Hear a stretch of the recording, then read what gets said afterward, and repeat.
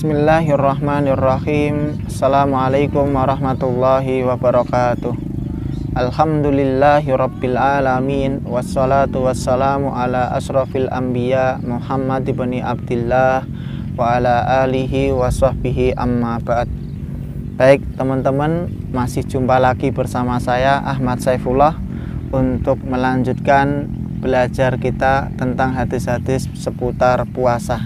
Semoga teman-teman masih dalam keadaan yang sehat sehingga masih semangat untuk bersama-sama belajar hadis. Kita baca hadis yang panjang untuk pertemuan kali ini. An Abi Hurairah radhiyallahu taala anhu qala. Diriwayatkan dari sahabat Abu Hurairah, semoga Allah meridhai darinya, dia berkata, Ja'a rajulun ilan nabiyyi sallallahu alaihi wasallam faqala. Suatu hari datang seorang laki-laki menemui Rasulullah sallallahu alaihi wasallam, lalu dia mengatakan, halaktu ya Rasulullah, wahai Rasulullah, binasa ini saya wahai Rasulullah. Qala, beliau bersabda, wa ma ahlakaka, wahai kamu laki-laki, apa sih yang membuat kamu binasa? Qala, dia si laki-laki itu menjawab, waqa'tu alam ra'ati fi ramadhana. Wahai Rasulullah, saya menggauli istri saya di siang hari bulan suci Ramadan. Faqala, maka beliau bersabda, hal tajidu ma tu'tiku raqabatan? Wahai laki-laki, kamu punya ndak harta yang bisa kamu gunakan untuk memerdekakan seorang budak? Qala, maka laki-laki itu menjawab, lah, tidak wahai Rasul, saya ndak punya harta wahai Rasulullah yang bisa saya gunakan untuk memerdekakan budak, karena saya telah menggauli istri saya di siang hari bulan suci Ramadan. Kemudian beliau melanjutkan, sabda beliau, fahal tastati'u antasu masyahraini mutatabi'ain. Wahai laki-laki, kalau begitu kamu ndak punya harta, bolehlah. Tapi kamu mampu ndak kira-kira untuk berpuasa 2 bulan secara berturut-turut? Kamu mampu ndak untuk berpuasa kurang lebih selama 60 hari yang berkesinambungan, ndak boleh putus satu sama sekalipun? Qala, laki-laki itu menjawab, lah, tidak. Qala, beliau bersabda, beliau melanjutkan, fahal tajidu ma tut'imu sittina miskinan. Wahai laki-laki, kamu ndak punya harta untuk memerdekakan budak.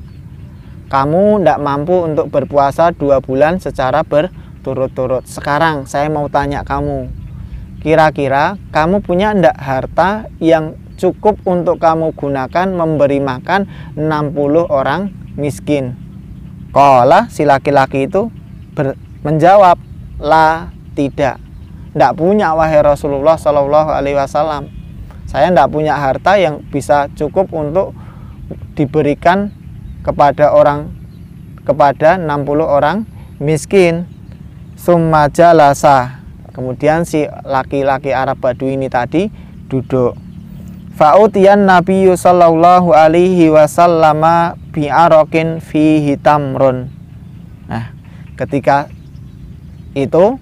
si orang Arab, ketika si orang ini tadi duduk, maka ternyata ada orang datang menemui Nabi Shallallahu Alaihi Wasallam membawa arok, membawa 1 bagor yang berisi korma.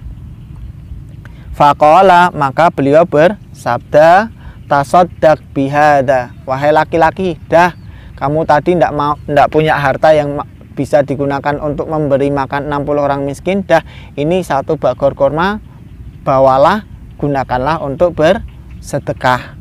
Faqala, maka si laki-laki itu berkata, a'ala afqara minna. Wahai Rasulullah, apakah korma ini akan saya sedekahkan kepada orang yang lebih fakir dari saya?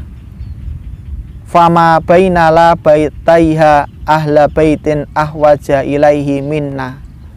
Si laki-laki ini melanjutkan omongannya dengan mengatakan, wahai Rasulullah, demi Allah, seluruh penduduk kota Madinah ini tidak ada yang lebih membutuhkan untuk mendapatkan korma ini daripada saya dan keluarga saya.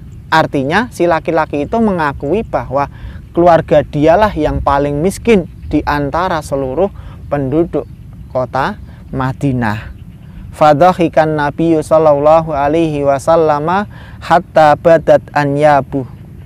Mendengarkan penjelasan si laki-laki itu bahwa dialah orang yang paling fakir, orang yang paling membutuhkan dengan korma tersebut, maka Nabi sallallahu alaihi wasallam tertawa sampai terlihat gigi seri beliau. Summa qala, kemudian beliau bersabda, idhab fa'at imhu ahlaka. Baiklah kalau begitu wahai laki-laki, dah pulang sana, temui keluargamu, ini korma, bawa pulang, berikan sebagai makanan untuk semua keluargamu. Rawahus sab'ah, hadis ini diriwayatkan oleh imam yang 7, wal lafdzu li muslimin. Redaksi yang kita baca saat ini adalah redaksinya Imam Muslim. Baik, jadi teman-temanku dimanapun Anda berada saat ini, hadis ini tadi bercerita tentang adanya seorang laki-laki di masa Rasulullah Shallallahu Alaihi Wasallam yang menemui beliau untuk menceritakan bahwa dia telah menggauli istrinya di siang hari bulan suci Ramadan. Maka Nabi menyebutkan kafarohnya, menyebutkan dendanya. Karena pada hakikatnya, pada asalnya tidak boleh orang berpuasa melakukan hubungan badan di siang hari.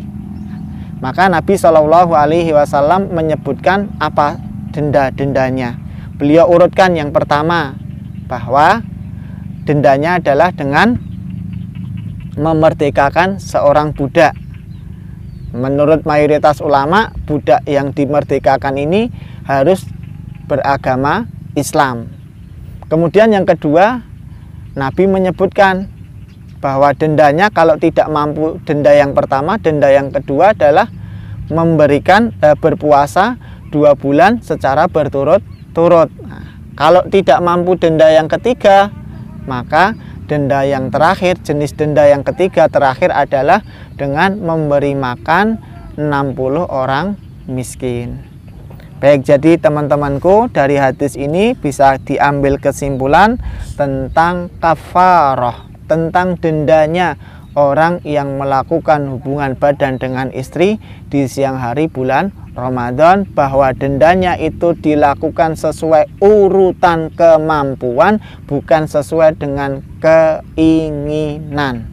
Jadi dilakukan sesuai dengan urutan kemampuan dari pelakunya.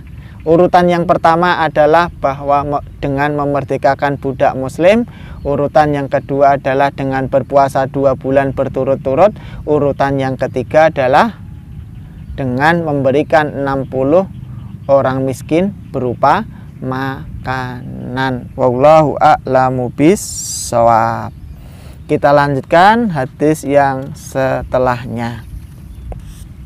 An Aisyah radhiyallahu anha, diriwayatkan dari ibunda Aisyah, semoga Allah meridai darinya, annan nabiyya sallallahu alaihi wasallam qala, bahwa Nabi sallallahu alaihi wasallam bersabda, man mata, siapapun yang meninggal dunia, wa alaihi siyamun, padahal dia meninggalkan kewajiban berpuasa, shoma anhu waliyuhu, maka berpuasa untuknya walinya, maka berpuasa untuknya kerabatnya. Muttafaqun alaih, hadis ini disepakati atasnya. Hadis ini diriwayatkan oleh Imam Bukhari dan Imam Muslim di dalam kitab sahih milik keduanya.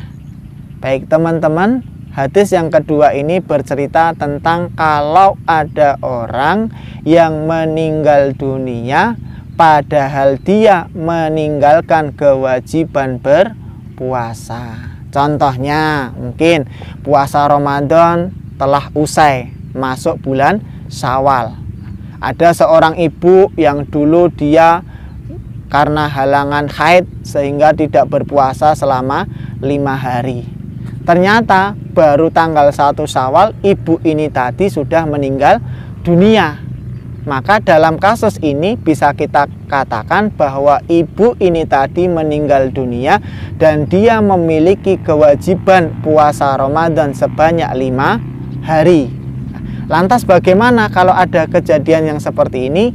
Maka di dalam hadis ini dengan jelas Rasulullah Shallallahu Alaihi Wasallam menerangkan bahwa kalau ada kejadian yang seperti itu tadi, maka kerabat dari si jenazah ini tadi melakukan puasa untuk si mayit.